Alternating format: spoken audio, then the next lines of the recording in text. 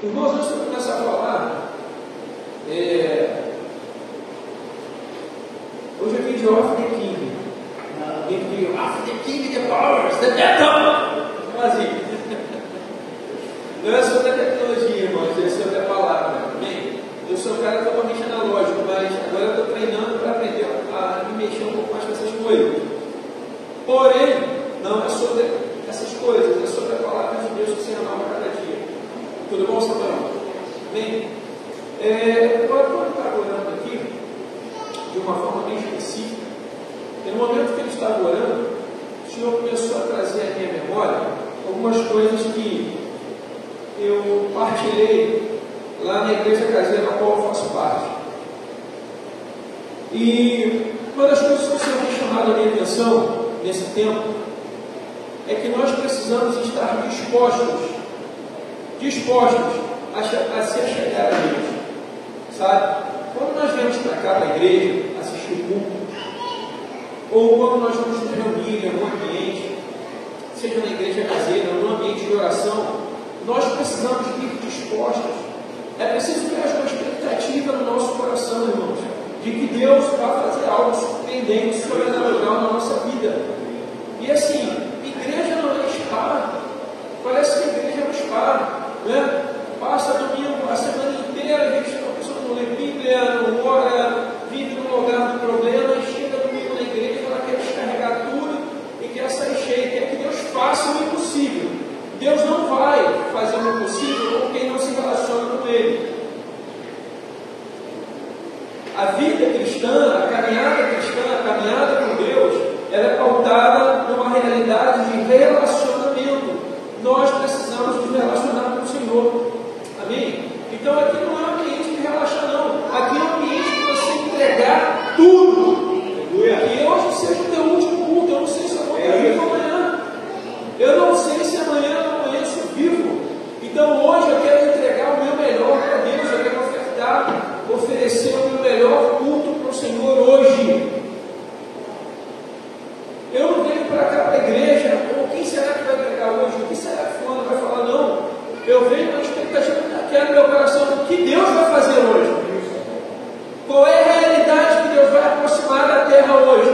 Da casa dele hoje? O que Deus vai fazer? Haverá curas? Haverá milagres? Haverá conversão? Haverá salvação? Essa é a expectativa que há no meu coração todos os dias. Essa é a igreja do Senhor. Essa é a igreja do Senhor. Nós encontramos descanso em Deus? Encontramos, mas nós temos que ter ousadia para entrar nesse lugar. Aleluia! Deus tem feito coisas sobrenaturais, coisas que vocês nem imaginam. Daqui a alguns dias vocês vão ter notícias de coisas que o Senhor me porta, de coisas que o Senhor tem feito. Sabe, são braços que o Senhor tem nos dado, são extensões que o Senhor tem nos dado, são coisas poderosas que o Senhor tem feito na nossa vida. Em breve nós vamos estar aqui juntos, em conjunto, dando testemunho do que Deus tem feito. Né? Eu vou falar aqui, irmãos. A gente tem um a gente treina jiu-jitsu aqui na igreja 2 vezes por semana. Tá? E pode ter certeza que essa formação, isso que está acontecendo, esse projeto, é uma porta que o Senhor está nos dando para alcançar vidas para Ele. Para que o Evangelho se propague. Tá? Para que o Evangelho do Senhor se propague. Ah, mas é algo que tem a ver com a sua saúde? Sim, a gente cuida do corpo, cuida da saúde, a gente interage, a gente se sente bem, mas há um propósito. Não é sobre a necessidade, é o propósito do Senhor. O Senhor tem colocado ferramentas em nossas mãos para que almas sejam alcançadas. E eu quero pedir você, como igreja, e parte disso, que ore por isso. Que não seja passivo diante dessa realidade, mas pense que há pessoas que serão alcançadas através dessa arte, através desse esporte. Amém? Eu já passei da adolescência, mas muitos garotos estão chegando e vão chegar cheios de lastro, cheios de vida. Amém? E eu creio que através desses meninos o Evangelho de Jesus ele vai continuar sendo propagado até que Cristo volte. Até que Cristo volte. Amém? Então, irmãos, que o Senhor possa gerar esse anseio no teu coração, essa disposição, essa vontade. Não permita que Satanás fique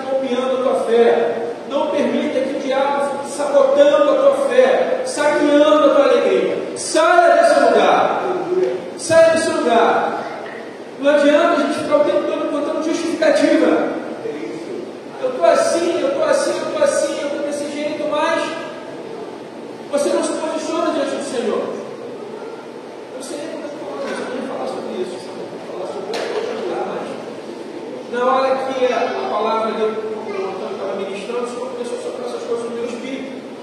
Então eu entendo que é coisas que precisam ser ditas para a edificação do corpo. Amém? O corpo de Cristo ele precisa ser funcional e não disfuncional. Amém, igreja? Amém. A igreja ela precisa ser orgânica. A gente tem falado sobre isso.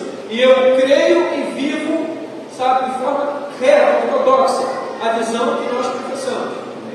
A visão da vida de comunhão, a visão do relacionamento, e ela não só acontece na horizontal, mas também na vertical.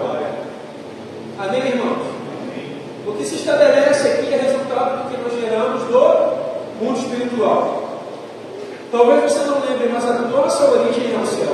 Efésios capítulo 1 diz que nós fomos gerados nele. Portanto, acho que está no carro. Nós fomos gerados nele. A nossa origem é o céu. Amém? E se a nossa origem é o céu, irmãos, nós temos que pensar nas coisas que são do céu. Desde que a terra reja-se por si mesma. As coisas da terra elas vão se reger por si mesmas. Mas nós temos que pensar no que é do céu. As coisas do céu. Porque a nossa origem é o céu. Queridos, e crendo na soberania do Senhor, exaltando, bendizendo o seu nome, que eu quero convidar você essa manhã, que é crente em Bíblia, que abre a sua Bíblia em Salmos, capítulo 24. Coube a mim o desafio de falar sobre esse salmo. Eu fiquei alguns dias, meio mais ou menos, sem pregar na igreja, mas eu não estou desviado, não, irmãos. Eu só não estava pregando, né? Obrigado, amigo. Mas eu continuo me relacionando com o Senhor, fielmente. A minha vida pertence a Ele. E é um pouco sobre isso que nós vamos falar hoje, sobre a soberania do Senhor, sobre a adoração a Ele, sobre reconhecer quem Ele é, sobre o seu poder, sobre glorificar a Cristo.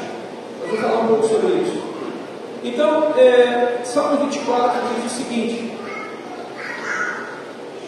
ao Senhor pertence a terra e tudo que nela se contém, o mundo e os que nele habitam. Fundou a Ele sobre os mares e sobre as correntes, a estabeleceu. Quem subirá ao monte do Senhor? Quem há de permanecer no seu santo lugar? O que é limpo de mãos e puro de coração, que não entrega a sua alma à falsidade, nem jura dolosamente. Este obterá do Senhor a bênção e a justiça do Deus da salvação. Tal é a geração dos que buscam a face dos deuses de Jacó. Levantai, ó portas, as vossas cabeças, levantai-os, ó portais eternos, para que entre o Rei da Glória. Quem é o Rei da Glória? O Senhor forte e poderoso, o Senhor poderoso nas batalhas. Levantai, ó portas, as vossas cabeças, levantai-os, ó portais eternos, para que entre o Rei da Glória. Quem é esse Rei da Glória? O Senhor dos exércitos. Ele é o Rei da Glória. Senhor, nós invocamos o Teu santo nome. Nós nos rendemos a Ti, Senhor, e nós confiamos e cremos na Tua soberania. E eu oro, Deus, para que a palavra que o Senhor tem para essa manhã venha trazer a consciência a cada homem e mulher nesse lugar de quem o Senhor é, do domínio que o Senhor tem sobre todas as coisas. Senhor, você é soberano, você é eterno, você é poderoso, o Senhor dos exércitos. Senhor, nós glorificamos e exaltamos o Teu santo nome, Pai. E eu oro para que o Senhor, o Espírito Santo de Deus, venha trazer um esclarecimento. Eu oro para que o Espírito Santo essa manhã venha abrir as mentes, ó Pai. Venha abrir as mentes e os corações nessa manhã, para que a Tua palavra, Pai, ela seja plantada, ela seja enraizada, Senhor, ela germine e ela gere fruto através do Teu Espírito. Em nome de Jesus. Amém. Irmãos, eu gosto muito de pregar de forma expositiva, né? Mas eu para mim, eu me sinto mais à vontade, me sinto mais tranquilo falando assim. Então, esse sermão aqui é um sermão temático, ele tem um nome: quem é digno de estar com Deus? Começa com uma pergunta. E ele é dispositivo porque eu vou trabalhando com os irmãos, versículo a versículo, e fazendo a aplicação. Amém? Então, não vou demorar muito, serei breve, porém quero ser bem objetivo. Então diz o seguinte: esse salmo, a introdução desse salmo é atribuído a Davi, e segundo os estudiosos, historiadores, tantos pesquisadores, acontece por ocasião da entrada da Arca da Aliança em Jerusalém. Amém? Então, quando a gente olha lá em 2 Samuel 6, a gente vê todo aquele ato fatídico, né, como usar. Na hora que eles estão transportando a arca, ele faz algo que não era para ele fazer. Porque os bois estão sacudindo a arca, ele vai e coloca a mão. E aí Deus vem com a sua ira, e ele é punido, a ponto de perder a própria vida. A ira do Senhor vem sobre ele. Leva Davi novamente a refletir sobre a soberania, refletir sobre aquela ação, refletir sobre aquela atitude. A arca, ela sai de Baarins, ela fica na casa de Obed-Edom, salvo engano, 6 meses, não, 3 meses, não é isso? 3 meses a arca fica na casa de Obed-Edom. Obed-Edom, 3 meses, exatamente isso. E a presença do Senhor, ela vem naquele lugar. Os Baarins não aconteceu nada, mas quando chega ali em Obed-Edom, a presença do Senhor, ela vem, a arca, né? É a presença. Então, esse salmo é atribuído a Davi nesse momento em que a arca ela é levada para Jerusalém. Esse salmo representa 3 partes, irmãos. Ele fala sobre a soberania de Deus, sobre estar na presença do Senhor e sobre a celebração da entrada do Rei, né? O Rei da Glória. O versículo 1 e 2 ele vai tratar sobre a soberania de Deus e sobre a criação. Então ele fala o seguinte no versículo 1. Eu vou lendo, já li todo o texto, mas eu vou estar aqui sintetizando aquilo que eu julgo ser importante para a nossa compreensão. Do Senhor é a terra e a sua plenitude, o mundo e aqueles que nele habitam, porque Ele fundou sobre os mares e afirmou sobre os rios. Não é afirmou, porque afirmou, está firme sobre, e afirmou sobre os rios.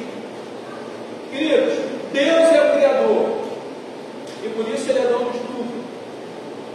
Nada está fora do domínio do Senhor, está tudo sob o seu domínio. Isso tem a ver com a sua soberania.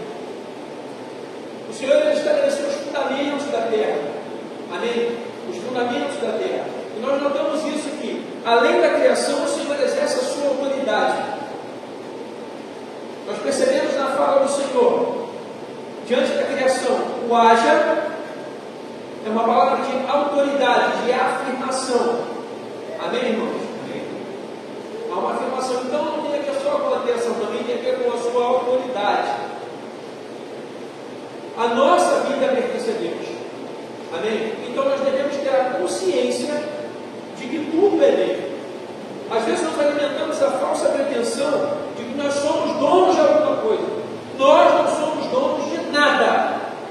Nada. Tudo pertence ao Senhor. Nós apenas somos depositários, fiéis depositários de Deus.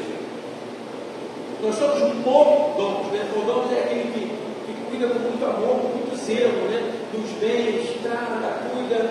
Então nós cuidamos daquilo que o Senhor nos dá. Nós não somos donos de nada, de absolutamente nada. Somos apenas mordomos.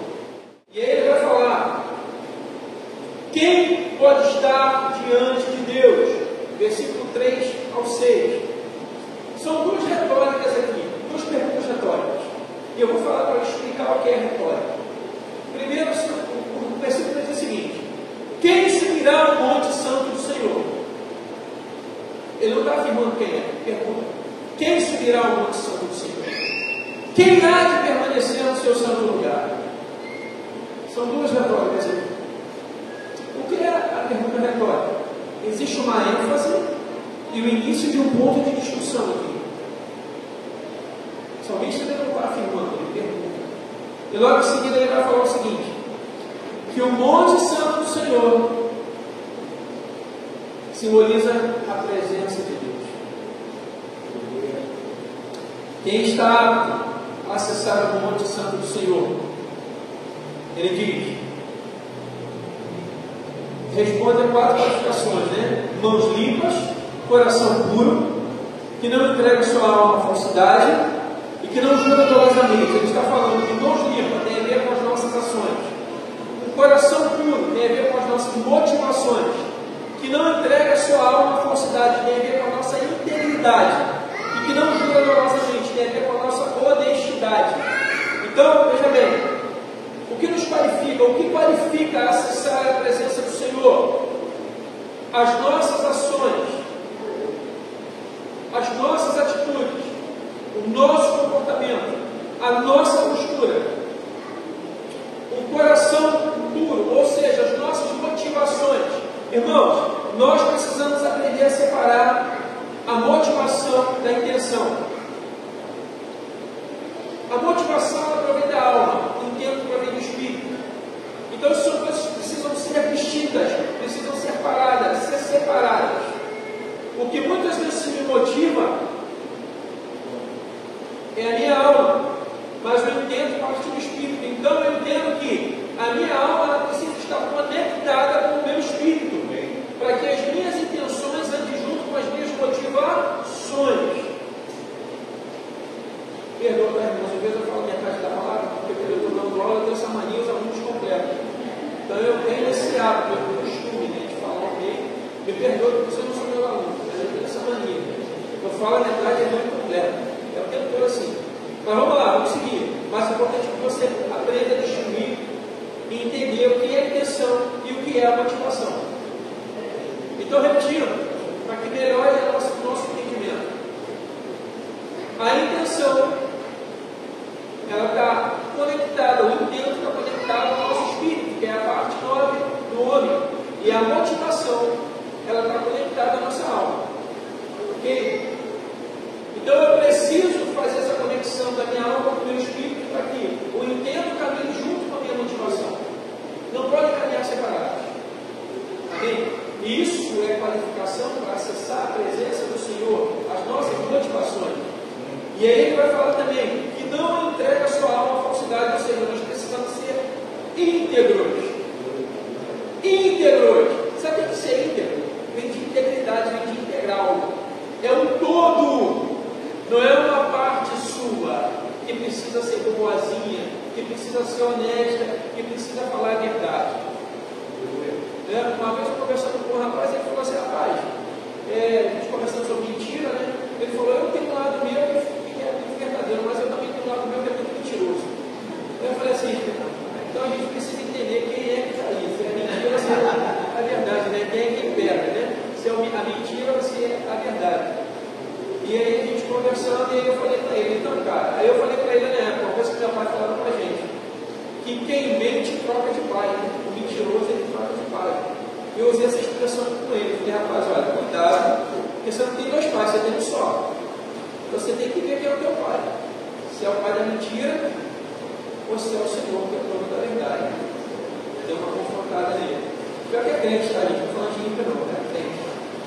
Direcionado, mas acho que a maneira dele falar para mim foi como se ele estivesse sendo sincero, né? Eu minto mesmo, eu falo mentira mesmo, mas não justifica. Nós temos que ser íntegros, tem a ver com o nosso caráter, com a nossa personalidade, com quem nós somos. O que eu sou diante do Senhor, o que eu sou aqui na igreja, o que eu sou, eu tenho que ser diante do meu trabalho, da minha família, dos ambientes que eu estiver, eu tenho que ser íntegro. E isso incomoda pessoas. A integridade incomoda, chateia pessoas. Há pessoas que sempre querem dar o jeitinho. É igual o preguiçoso. Viu o preguiçoso? Ele sempre tem uma desculpa para fazer, para trabalhar, para fazer o que tem que ser feito. Já viu? Sempre tem uma desculpa. Sempre é o tempo, é o cansaço, é um problema. Sempre tem uma motivação errada para não fazer o que é certo. Não fazer o que é certo.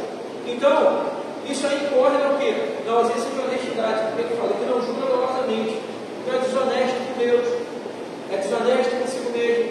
desoneste com o outro. Então são critérios para que possamos acessar o monte do Senhor, o lugar da presença do Senhor. Mãos limpas, ações. Coração puro, motivação. Quem não é falso é íntegro. E quem não jura dolosamente, gente, o dolo, sabe o que é o dolo? Quando há intenção de fato. Você quer ver só? Uma pessoa assassinou o outro, né? Matou o outro, cometeu um crime. Quando ele vai ser julgado, ele vai ser avaliado se houve dolo, se o crime foi doloso, se foi culposo. Qual é a diferença entre os dois? O culposo não houve intenção de matar, mas o dolo há intenção. No dolo, há intenção de se fazer algo. Então, se você jura falsamente de forma dolosa, você é desonesto. Você não tem como acessar o monte do Senhor. Não sou eu que estou dizendo. É a Bíblia que estabelece as qualificações para se acessar a presença do Senhor. Davi escreve aqui, ele fala aqui, o homem que anda nas mãos do coração de Deus. Não sou eu, é a Bíblia que afirma, é a palavra que afirma. E vamos adiante. No versículo 5 fala da bênção e da justiça. Fala da bênção e da justiça vinda de Deus. E o verso 6, o versículo 6, ele vai identificar essa geração como a geração daqueles que o buscam. Quando eu falo de geração daqueles que o buscam, eu não estou falando de buscar uma coisa perdida. Agora aquela menina, a Caroline, né, a Caroline, ela estava procurando o celular dela que ela perdeu.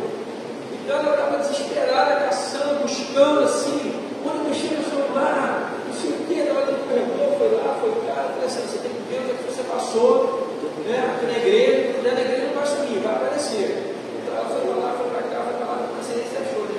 Conta o milagre, a bênção lá, que você está, glória a Deus, né? Deus faz milagre.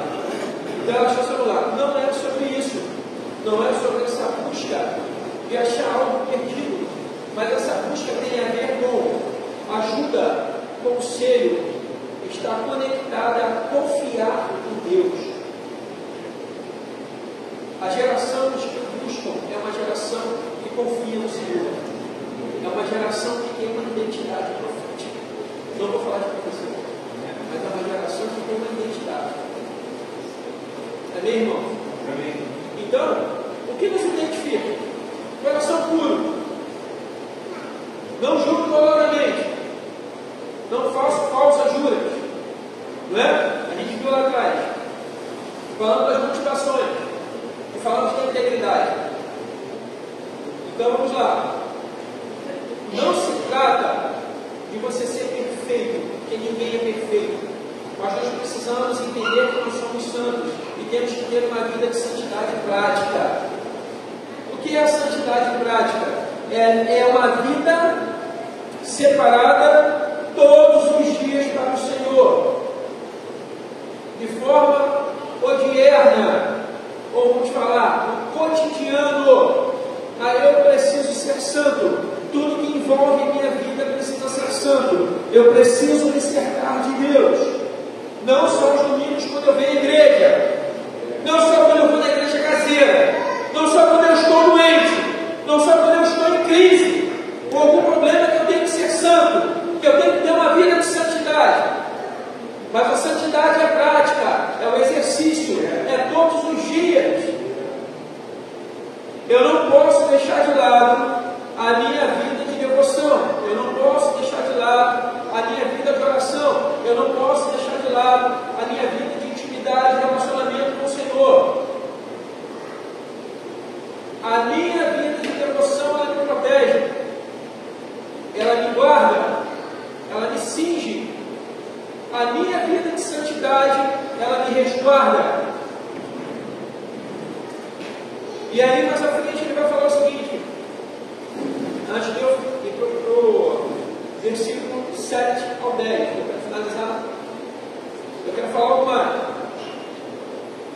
Nós precisamos avaliar a nossa vida, irmãos, dentro desses critérios. Nós precisamos avaliar a nossa vida. Em que sentido? Nós temos que rever as nossas ações, nós temos que rever as nossas intenções, as nossas palavras e os nossos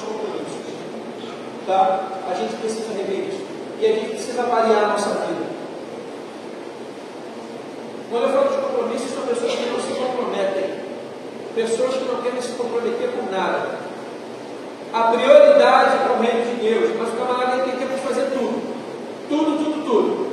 Mas as coisas de Deus ficam sempre em segundo plano. Tá?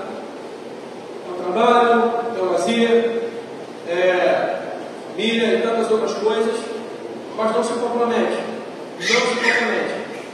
As intenções, a gente não entendeu o que é a intenção. Mas a gente precisa rever todos os dias quais são as intenções que estão permeando o nosso espírito, que estão permeando o nosso interior.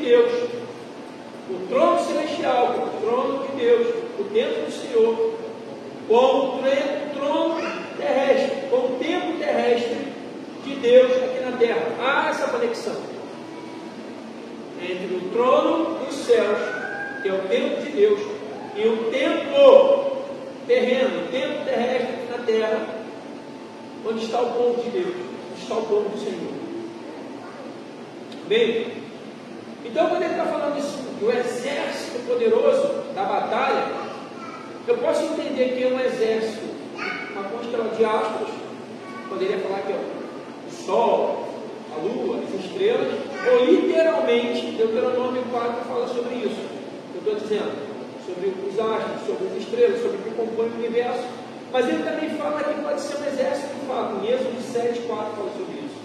Que pode ser um exército mesmo voltando da batalha com o Senhor, voltando na batalha com o Rei, voltando na batalha. Então, irmãos, o Rei da Glória é descrito como poderoso, como forte. Ele faz uma referência a um Deus vitorioso. Então, no versículo 7 e 9, ele vai dar mais ênfase, ele vai enfatizar o rei, que que é digno de entrar. Amém. Glória a Deus. Vamos lá. Cristo, Ele é o cumprimento supremo, tá, desse Rei da Glória. É Cristo encarnado, que está à destra do Pai. Esse é o Rei da Glória. Ele é o cumprimento supremo. Rei da Glória. Ele venceu a morte. Ele é digno de toda honra. É esse Rei da Glória que nós estamos falando. O Senhor dos Exércitos, forte e poderoso. Quem é esse Rei da Glória? Yahvé, voltando, vitorioso da batalha. Yeshua, o Cristo encarnado, vivo, o Senhor dos Senhores. É Ele, é o Rei da Glória. Aleluia. Ele é o Rei da Glória. E nós devemos abrir as portas do nosso coração, abrir as portas da nossa vida, para que o Senhor entre. E se essa manhã o teu coração está fechado, que ele se abra para o Rei da Glória. Amém. Que a sua vida se abra para que o Senhor entre, para que Jesus entre, para que Jesus faça parte dela. Aleluia. Glória a Deus. E o Salmo 24, irmãos, ele nos leva desde a criação até a presença de Deus. E ele vai culminar na glorificação de Cristo, na glorificação de Deus, na glorificação do Rei da Glória. Aleluia. Então nós devemos reconhecer a soberania de Deus, examinar a nossa vida, viver em santidade, como sempre foi dito, e exaltar o Rei da Glória, exaltar o Senhor. Aleluia. Glória a Deus. Louvado seja o teu nome, Senhor. Glória a Deus. Nós devemos exaltar e consagrar, adorar ao Senhor em todo tempo. Quando eu adoro o Senhor, eu reconheço quem Ele é. Eu dou respostas a Ele por quem Ele é. Eu reconheço a sua soberania. Eu reconheço quem Ele é o Senhor. Quando eu o adoro, quando eu me prostro diante dEle. Me causa muita estranheza, às vezes, quando se me vê agora que o Espírito da oração por isso aqui, obrigado, Senhor. Me causa muita estranheza quando pessoas dizem que adoram o Senhor, mas não é comprometido com Ele. Não tem reverência de Ti. Não se prostra diante de Ti.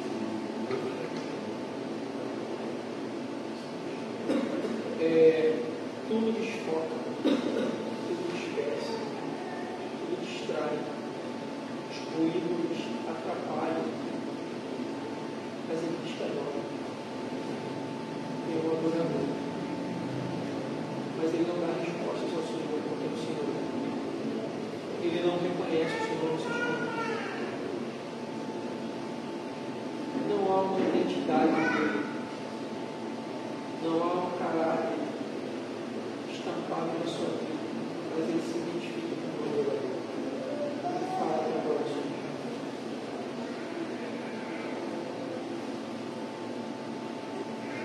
Nós precisamos consagrar a nossa vida ao Senhor.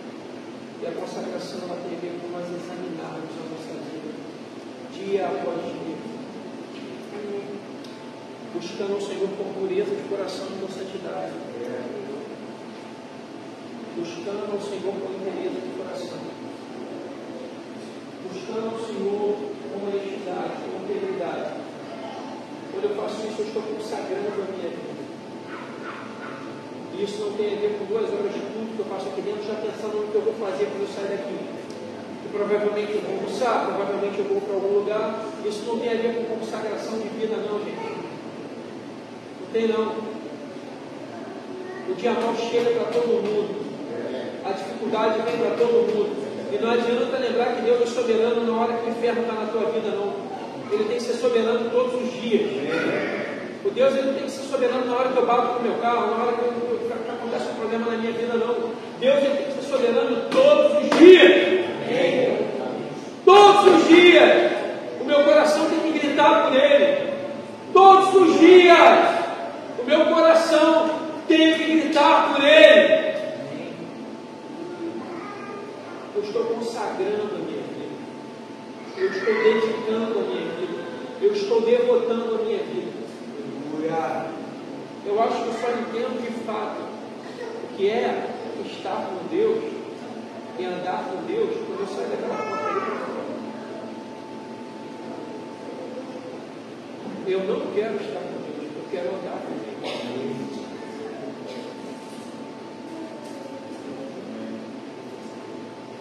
Não basta apenas desejar Jesus, é preciso querer estar com Ele.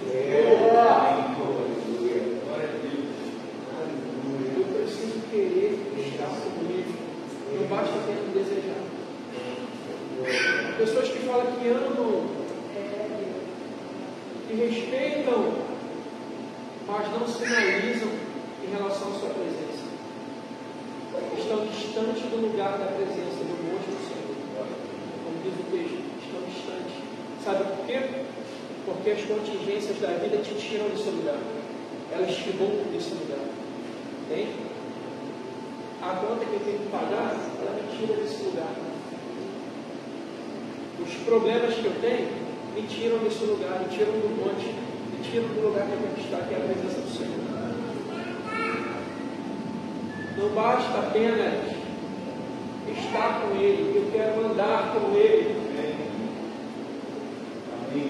A gente fala de Enoque. Enoque teve o privilégio, a alegria e a satisfação de andar. Andar! Sabe o que é andar? É você estar junto de alguém, sentindo o cheiro dele, sentindo a presença dele, sentindo o toque dele na sua vida. Quando eu estou lá com o Antônio rolando lá no tatame, com os meninos, com o Mazinho, com quem quer que seja, isso gera uma conexão muito forte entre a gente, sabe por quê? Porque a gente se ajuda o tempo todo, e a gente sabe que depende um do outro para fazer a coisa dar certo. Então o que acontece? Nós andamos juntos, nós gostamos de estar juntos, de andar juntos, né? A gente sente o cheiro um do outro, e é sempre o Senhor. Você vai falar, não, esse cheiro de homem, querido, desconstrói esse pensamento ridículo. Pensa na vida de comunhão, na vida relacional, é isso. Isso é função do Senhor, isso é presença do Senhor, tá? É estar, é andar com Ele, é andar lado a lado com Ele. Isso é andar com Deus. E eu quero finalizar a minha palavra falando sobre a exaltação. Celebre, irmãos, e proclame em todo o tempo que Ele é o Rei da Glória, e o Rei da Glória é o Senhor Deus. Proclame que o Rei da Glória é o Senhor. O Rei da Glória a Ele. O Rei da Glória é o Senhor. O Senhor dos exércitos, o Deus forte e poderoso, o Senhor da batalha, Ele está voltando. Ele está voltando. Abram-se as portas para cima, para que entre o Rei da Glória, para que entre o Senhor dos exércitos, para que entre